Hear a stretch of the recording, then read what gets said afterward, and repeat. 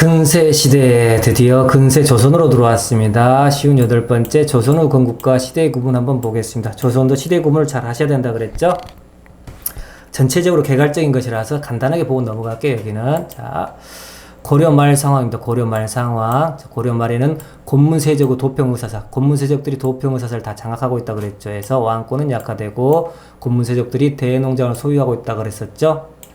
공민왕이 자 계획을 하는 거죠. 계획을 하려고 그랬는데 실패했다 그랬습니다. 공민왕 계획 때 신진사대부가 들어온다 그랬죠. 이때 또 외구하고 공민왕 때부터 외구하고 홍건적 침입이 많았었죠. 이 외구하고 홍건적 침입을 막아내는 게 신흥 무인 세력들이 있다 그랬죠. 신흥 무인 세력과 신진사대부들이 결합하게 되는 거죠. 그래서 곤문세족과 이렇게 맞서고 있습니다. 고려말 상황. 이런 상황에서 명나라가 천령위를 통보했다. 천령위 설치를 통보했다 그랬습니다.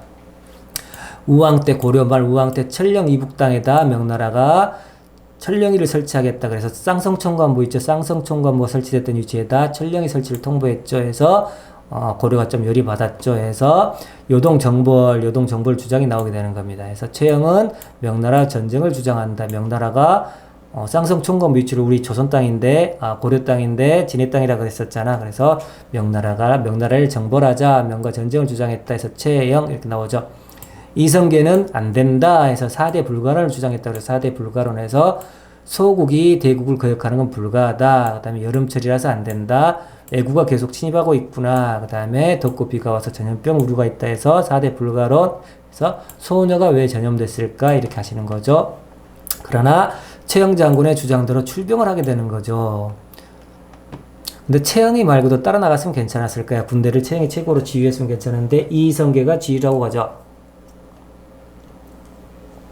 이성계한테 군사를 맡겨놨다면 이화도에서 해군한다 그랬죠. 이화도에서 해군에서 돌아오게 됩니다. 해서 이성계가 이화도에서 해군하여 최영 장군 등을 다 제거해버리는 거죠. 그리고 신진사대와 신진무인 세력들이 정치 군사적으로 실권을 장악하게 되는 거고요. 자, 명나라하고는 조금 친하게 지내려고 노력을 하게 됩니다. 폐가 입진해서 자, 우왕과 창왕, 고려 말에 우왕창, 민우 창양에서 공민왕 다음에 우왕 창양이 나왔잖아요. 그래서 우왕과 창왕을 신도노 자식이라고 해서 폐했다. 그래서 폐가 입진합니다. 가짜를 폐했다 그러죠. 해서 진짜를 들였다 해서 입진하는 겁니다. 그래서 공양왕을 옹립하는 거죠. 우왕과 창왕은, 우와 창은 본래 왕씨가 아니기 때문에 신도노 자식이기 때문에 폐한다. 그렇게 하는 거죠. 폐가 입진 이렇게 하시는 거죠. 그 다음에 과전법을 실시했다. 과전법 실시는 조선을 세우기 전에, 조선을 개창하기 전에 1391년에 있죠. 1391년에서 구세력, 제하세력 무마책으로 해서 직상간에게 토지를 지급했다. 실질적으로 신진사대부와 신무인 세력들의 경제적 기반을 마련하기 위해서 과전법을 마련한 거죠. 그래서 경기의 땅은 마땅히 왕실을 보유하는 사대부들, 신진사대부들이잖아. 신진사대부들이 토지로 삼아 생활할 수 있도록 해야 한다. 해서 이 과전법 실시 배경입니다. 조선의 개창 1392년에서 열세구이 드디어 열세를 가지고 왔죠. 해서 열세구이 조선의 개창에서 급진계획파가 온건계획파인 정몽주, 포은 정몽주라고 그러죠. 정몽주 등을 제거하고 도평의사를 장악하면서 조선을 개창하게 되는 거고요. 공양왕이 나라를 공양했다 그랬어요. 이성계에게. 한양천도는 그리고 나서 개창이 열세구이잖아. 열세구이 조선에 열세가 생겼다 해서 열세구이가 됐고요. 한양천도는 2년 후에 하네요. 1394년 잘 보시기 바랍니다. 국호를 조선이라 했던 건 그 다음에 개창한 다음에 1394년에 하고 한양천도 그 다음에 했네요. 근세사의 특징, 근세사의 조선사의 특징 보십니다. 전체적으로 개괄적인 것만 보시는 거야.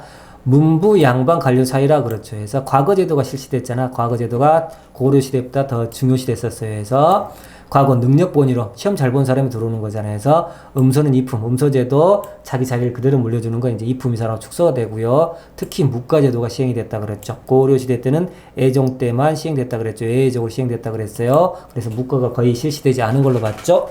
그러나 조선시대 때는 묵가가 시행됐다더라 해서 문무 양반 관료 사이, 양반 문과, 그 다음에 묵가, 문신, 무신, 양반 관료 사이가 확립되었다. 중앙 집권화가 강화되었다 해서 조선시대 때는 모든 군현의 지방간이 파견된 겁니다. 그래서 모든 군현의 지방간이 파견됐고요. 그러다 보니까 속군, 자, 지방간이 파견되지 않았던 속군이나 속현이 소멸되게 되는 거죠. 자, 향소, 부극도 같이 소멸하게 됩니다. 그래서 속군, 속연, 향소, 부극. 그래서 지방간이 모든 군연이 파견됐기 때문에 속군, 속현까지, 향소, 부극까지 다 소멸하게 되는 겁니다. 면리제가 실시됐다. 조선시대 때는 면리제가 실시됐고요. 나중에 면리제가 볼 겁니다. 따로 해서 중앙집권화가 강화됐다. 그 다음에 향리지위가 약화됐다 그랬죠. 왜? 지방간이 다 파견됐잖아. 지방간이 다 파견됐죠. 왕의 신하가 파견됐기 때문에 자, 지방에서 실질적으로 권리를 행사했던 향리지위들은 지방간의 아래 것들이잖아. 그래서 향리지위는 약화되기 마련이죠. 갑니다. 조선후 지방행정 8도 체계입니다. 8도 이론적 체계라 그러죠. 고려는 5도 양계에서 5도는 행정적 성격, 양계는 군사적 성격에서 이론적 체계라 그랬잖아. 그러나 조선시대 때는 자, 8도 이론적 체계라 그렇습니다. 조선 경국대전이라 그래요. 경국대전에서 성문 법치국가로 발전했다 해서 법전이 편찬되고 있습니다. 그래서 조선시대 때는 법전들이 많이 등장합니다. 네, 고려시대 때는 자, 당나라 법률과 관습법 위주로 시행됐다 이렇게 보시면 되고요. 당률이 있었으나 관습법 위주로 시행됐다 고려시대 때는 이렇게 보시는 거고요.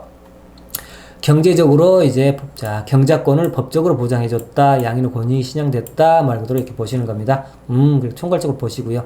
사회적으로는 자 농민들이 도망가는 것, 농민들은 세금이잖아요. 세금을 내야 될 사람들이 도망가면 안 돼 해서 호패법과 오가 작동제를 실시했다. 농민 통제 강화체. 그다음에 교육도 시켜주는데 서당과 서원을 설립했다. 고려는 불교 나라라 그랬죠. 불교를 숭상했고요. 조선시대 때는 숭유, 업불책, 유교 나라라고 보시면 돼요. 유교, 여러분들이 아시는 유교에서 유교를 숭상하고 업불, 불교를 억제했다 해서 불교를 억압했고요. 그러나 민간과 왕실 중심으로 개인적으로 불교를 숭상하고 있었다. 이렇게 하시는 거죠. 온건개혁파, 급진개혁파 이렇게 나왔었죠. 온건개혁파 정몽주, 길제, 이색 등 5파가 있었고요. 정도전하고 도전했잖아. 그러니까 급진하지 조준에서 정조준에서 도전했네요. 그래서 급진사대부, 급진개혁파 이렇게 하는 거죠. 그래서 급진사대부가 이겼죠. 해서 군사적으로 우세했기 때문에 이겼었습니다. 그래서 그래서 왕조를 새롭게 세우게 되는 거죠. 점진적 개혁, 왜냐면 온건이니까 점진적 개혁이었고요. 당시에 경제력은 더 우세했었습니다. 대신에 군사력은 약했었죠.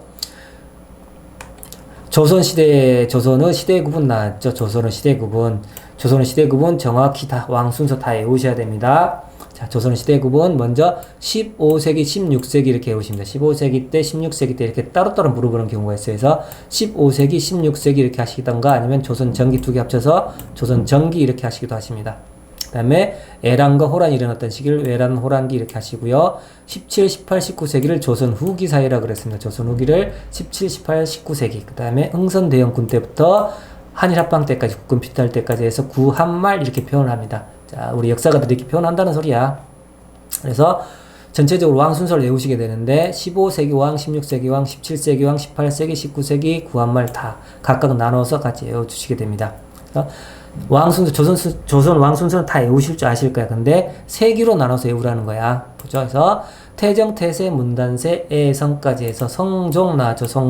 성종 때는 기본적으로 어느 정도 정치제도가 완비되는 시기라 본다 그랬죠. 완비됐다 해서 태정, 태세, 문단세, 애성종까지 해서 15세기, 그 다음에 16세기는 애성까지 연중인명선까지, 연중인명선에서 선조해서 임진왜란 일어날 때까지 해서 연중인명선까지 16세기 딱 자르십니다. 실제로 조금 넘어갔죠, 선조가. 그렇지만은 16세기까지 해서 연중인명선 하시고요. 17세기는 자, 광인효, 현숙해서 광인처럼 효를 숭상했다. 광인효, 현숙이가 광인처럼 효를 숭상했다. 그래서 광인효, 현숙 그렇습니다.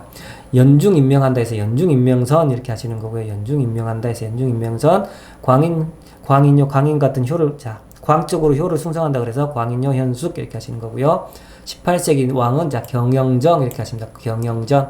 숙정도 조금, 자, 20년 정도는 18세기예요. 그렇지만 자, 전체적으로 자, 경영정 이렇게 하시던가, 숙경영정 하시던가 이렇게 18세기 왕들 같이 외워두십니다. 순헌철, 자, 19세기 왕 순헌철, 그 다음에 고순 이렇게 하시죠. 그래서 태정, 태세, 문단세, 애성, 그 다음에 연중인명에 따라서 연중인명선, 그 다음에 광인효, 현숙 하시고요. 그 다음에 경영했다 그랬죠. 현숙의 경영하고 있죠. 경영정. 그 네, 순헌철이 됐다 그래서 자, 헌철,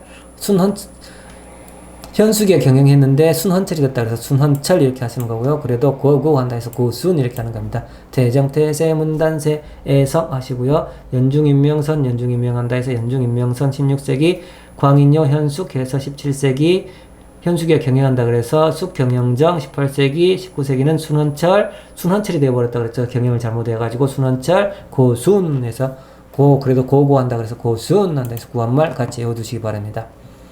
시대 구분을 위해서 15세기부터 19세기까지 조선 왕을 세기별로 구분지어서 다 같이 암기하시라 그러셨습니다.